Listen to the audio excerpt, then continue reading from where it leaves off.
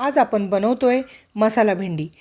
जे कोणी भेंडी बघून नाक मुरडत असतील ते पण नक्की चवीने आवडीने खाणार।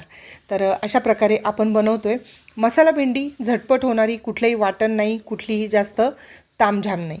चला तर मग अशी कुरकुरीत भेंडी कशी करायची ती बघूया। मस्त असा गॅस पेटवून घ्या, त्यावर कढई ठेवा, त्यामध्ये तेल टाका आणि मसाला भेंडी ही अतिशय सुंदर बनते, झटपट बनते। डब्यासाठी, ऑफिसच्या डब्यासाठी, मुलांच्या शाळेच्या टिफिनसाठी झटपट होणारी भाजी आहे। आवडीने खाणार सगळेजण, याची खात्री देऊन सांगते। कढई ठेवली, तेल टाकलं, त्यामध्ये जिरे मोहरी कडकडली, त्यामध्ये आता लसूण टेचून घेतला थोडासा आणि कढीपत्ता टाकला। त्यानंतर हळद आणि हिंगाची मस्त अशी खमंग फोडणी करायची।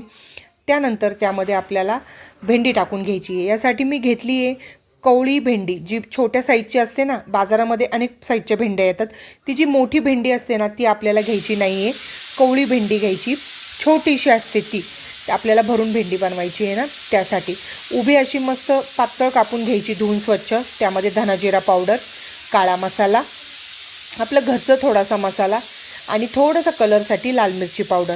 आता यामध्ये तुम्ही मॅगी मसाला वापरला तरी चालतं, मी कुठलाही सब्जी मसाला वापरा तरी चालेल। सब्जी मसाल्याऐवजी भाजी मसाला गरम मसाला, मॅगी मसाला वापरला तरी चालेल। मस्त अशी 5 मिनिटात होणारी भाजी आहे। मंद आचेवर 10 मिनिटं शिजू द्यायची। भेंडी शिजली की त्यामध्ये मीठ टाकायचं।